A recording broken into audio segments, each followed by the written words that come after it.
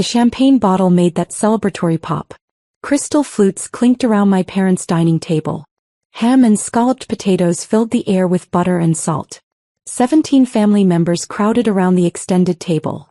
Aunts, uncles, cousins, my parents, my sister Rachel, and her boyfriend Marcus sitting beside her like a prop in a theater production. To Rachel. Dad raised his glass, voice cracking. For finally helping Emily see reason. That beachfront property was just sitting there, wasting potential. I smiled tightly, fork paused over my plate.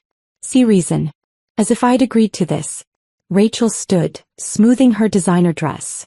The one she'd mentioned cost $800 but couldn't afford last month.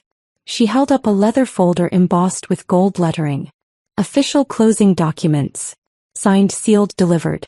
$1.9 million. Emily's finally going to be financially stable. My Aunt Clara gasped. $1,900,000? The buyer loved it, Rachel continued, eyes bright. Cash offer. No inspection needed. Closed in 8 days. He smiled at Marcus. Marcus helped negotiate. He's brilliant with real estate. Marcus nodded modestly. He'd been unemployed for 6 months. Mom dabbed her eyes. Rachel, you've done such a good thing for your sister. Emily never had your business sense. I'd bought that property in 2019 for $680,000. I'd renovated it myself, learning to tile, to install fixtures, to negotiate with contractors. I'd rented it as a luxury vacation property for 4 years. It generated $8,400 monthly. Last month alone, I'd made $11,200 during spring break premium rates. But according to Rachel's narrative, I was struggling. Drowning. Needed saving. Where's the money going? Uncle Tom asked, already calculating. Rachel's smile widened. Trust fund for Emily. Managed properly this time. She's always been terrible with money. I paid off my car 2 years early. I had $47,000 in savings. My credit score was 802. Dad stood, voice shaking with emotion. I'm so proud of you, Rachel. You stepped up when your sister couldn't. The table erupted in agreement. Aunt Clara suggested Rachel help her with some investments. Cousin Jennifer asked about Marcus's real estate expertise. Mom started planning how the trust fund should be allocated, as if I were a child who'd found a lottery ticket. I set down my fork carefully. Rachel, can I see those documents? She pulled the folder back slightly. You wouldn't understand the legal language. I had Marcus's friend notarize everything. Marcus's friend. Kept my voice level. Not my real estate attorney. Not the title company I've worked with for 6 years. Marcus's friend. Rachel's smile tightened. Emily, you're being paranoid. Show me the documents. The table shifted. The celebration cooled by 5 degrees. Rachel slid the folder across and I opened it. The letterhead looked official. Pacific Coast Title Company. The signatures looked practiced. The notary stamp looked real. The property description was wrong. They'd listed 847 Ocean Vista Drive. My property was 847 Ocean Vista Court. A small mistake. The kind that invalidates everything. Rachel. I looked up. This isn't even the right address. It's a typo. She waved her hand. The lawyer said it doesn't matter. Which lawyer? Marcus's cousin. He does real estate law. Marcus's unemployed cousin who'd failed the bar exam twice, according to Marcus's own mother last Christmas. I pulled out my phone. Let me call my attorney. Just to verify. Emily, you're ruining Easter. Mom's voice had that warning edge. Rachel did something wonderful and you're being ungrateful. I'm being thorough. I didn't need to call. I'd called James Martinez, my real estate attorney, 3 days ago. Rachel had contacted him asking about property transfers, claiming she had my power of attorney. James had called me immediately. We'd spent 40 minutes on the phone going through everything Rachel had attempted. She'd forged my signature on a quitclaim deed. She'd created a fake power of attorney document. She'd convinced Marcus to pose as a buyer, using his grandmother's estate money as proof of funds. They'd planned to transfer the property to Marcus, then sell it legitimately later, splitting the profit. James had documented everything. He'd filed a police report. He'd contacted the district attorney's office.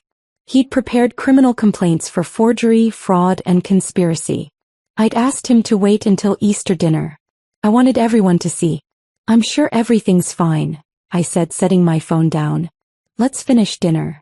The relief around the table was palpable. Rachel's shoulders dropped. Marcus reached for his wine. The doorbell rang. Mom frowned. Who could that be? I stood. I'll get it. James Martinez stood on the porch in a gray suit holding a briefcase. Behind him, 2 police officers waited by their patrol car. James, I said loudly enough for the dining room to hear. Thank you for coming. I led him to the dining room. 17 faces turned toward us. The ham suddenly smelled too sweet. The flowers in the centerpiece seemed wilted. Good evening. James's voice carried the weight of depositions and courtrooms. I apologize for interrupting your holiday. I'm James Martinez, Emily's real estate attorney for the past 6 years. Rachel went pale. Marcus's wine glass stopped halfway to his mouth. James opened his briefcase with a precise click. I'm here regarding the attempted illegal transfer of property at 847 Ocean Vista Court, the beachfront property Ms. Rachel Cooper claims to have sold. He placed a business card beside each plate. Detective Sarah Chin, Real Estate Fraud Division. On April 3rd, Rachel Cooper contacted my office claiming to have power of attorney for Emily Cooper. She requested assistance transferring a property valued at approximately $1.9 million. James pulled out documents. She provided this power of attorney.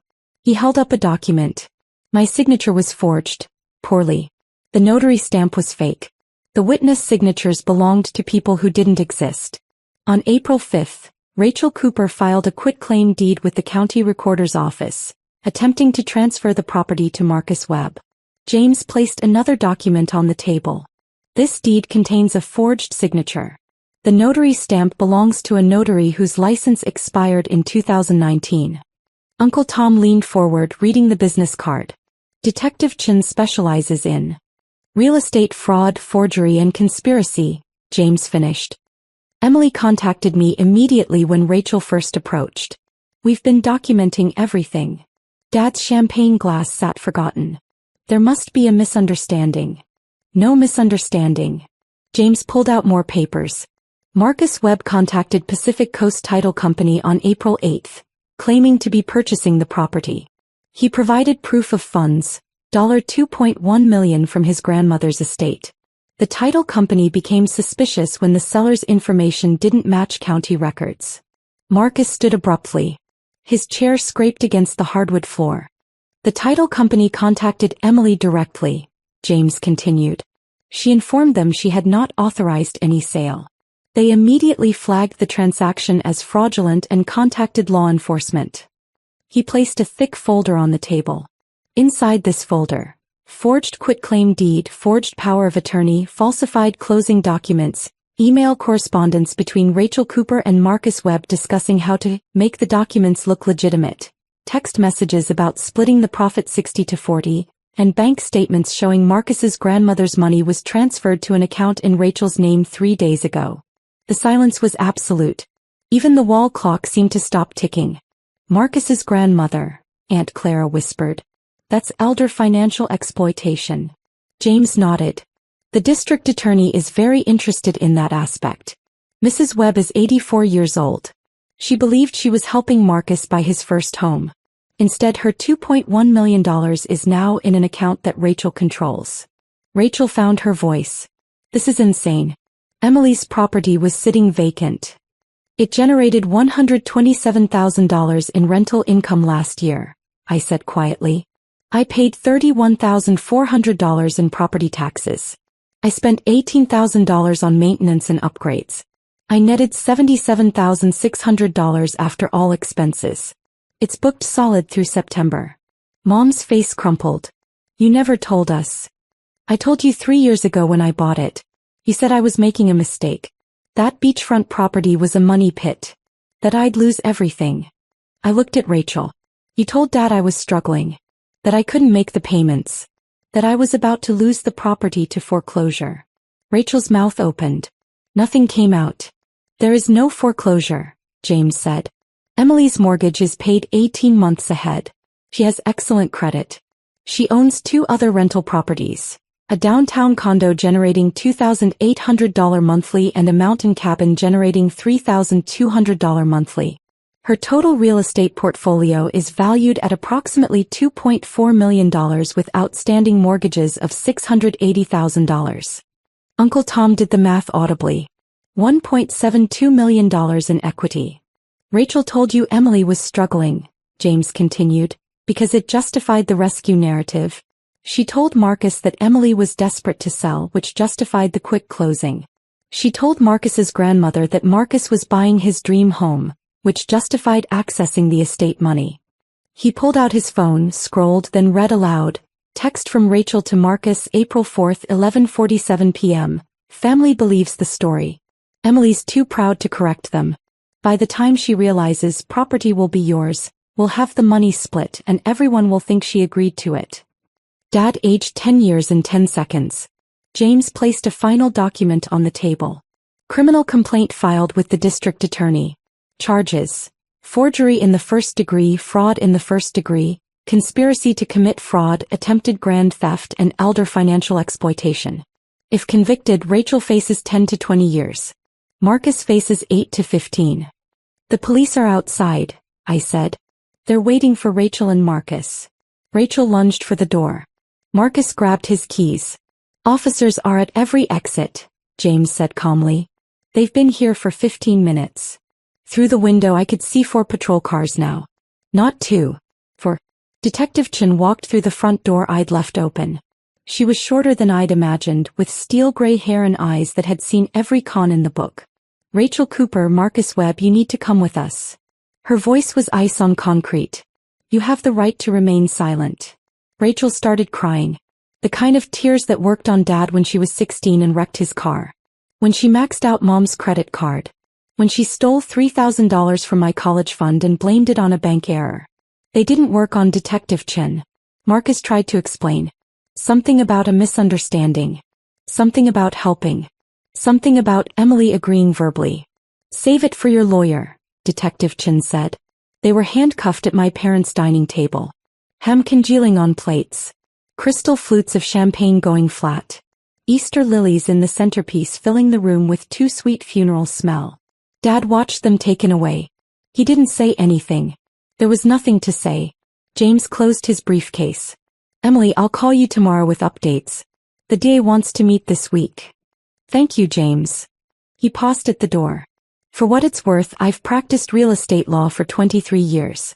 This is the most elaborate property fraud scheme I've seen. If you hadn't called me, if the title company hadn't been diligent, they might have succeeded. After he left, the family sat in wreckage. Aunt Clara broke first. Did anyone else give Rachel money for investments? 3 hands went up. How much? I asked quietly. 20,000, Uncle Tom said. For a commercial property flip. 15,000, Cousin Jennifer whispered. For startup capital. 35,000, Aunt Clara admitted. For a business expansion. $70,000. Plus Marcus's grandmother's $2.1 million. Mom looked at me with eyes I didn't recognize. Why didn't you tell us about the properties? I could have said, because you told me I was making a mistake. Because you said I'd fail. Because every success I shared was minimized, questioned, or attributed to luck. Instead I said, I'm telling you now. 6 months later, I spent Thanksgiving in my beachfront property. The one Rachel tried to steal. I invited Uncle Tom, Aunt Clara, and Cousin Jennifer. They'd filed civil suits against Rachel, trying to recover their money. Rachel had spent most of it. Legal fees. Bill. Marcus's legal fees. Cocaine, according to Marcus's lawyer, trying to establish diminished capacity. The criminal trial was set for January. The DA was pushing for maximum sentences. Marcus's grandmother had died 3 weeks after the arrest.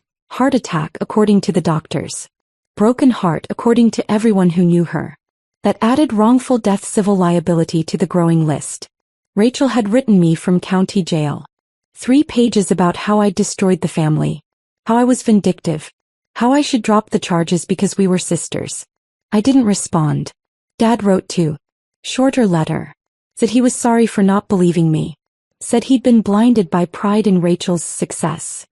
Said he hoped someday I'd forgive them. Mom's letter arrived last week. She said Rachel was fragile. Said I was strong enough to let this go. Said family was supposed to forgive. I stood on the deck of my beachfront property. Sunset painted the ocean in copper and gold. Salt air filled my lungs, clean and sharp and honest. Below, a family built sandcastles. The father helped the daughter dig a moat. The mother took photos. I thought about the ghost ledger James had helped me create for the civil case. Years of being called irresponsible. Years of achievements dismissed. Years of being positioned as the family member who needed saving while I quietly built a real estate portfolio that supported me completely. The emotional cost was incalculable. But I'd stopped trying to calculate it. My phone buzzed. James, day offering plea deal. Rachel, 7 years. Marcus, 5 years. They want your input. I looked at the ocean. Waves erased the sandcastle moat as fast as the family rebuilt it. Patient. Inevitable. I texted back, let the judge decide. Justice isn't rage. It's patience sharpened into strategy. And sometimes it's simply stepping back and letting the consequences they built find them. The property Rachel tried to steal is now worth $2.3 million. I'm refinancing next month, pulling out equity to buy a fourth property. Rachel will serve her time in a facility where real estate fraud earns you neither respect nor reduced sentences. Mom still sends letters asking for forgiveness. I send back property tax statements. No words. Just proof that the thing they said I'd lose is growing in value every quarter. They wanted to save me from my own incompetence. Instead, they destroyed themselves trying to steal from someone who never needed saving. The ocean doesn't care about family loyalty. It just keeps eroding what isn't built on solid ground. I built on bedrock. They built on lies. And now the tide has come in.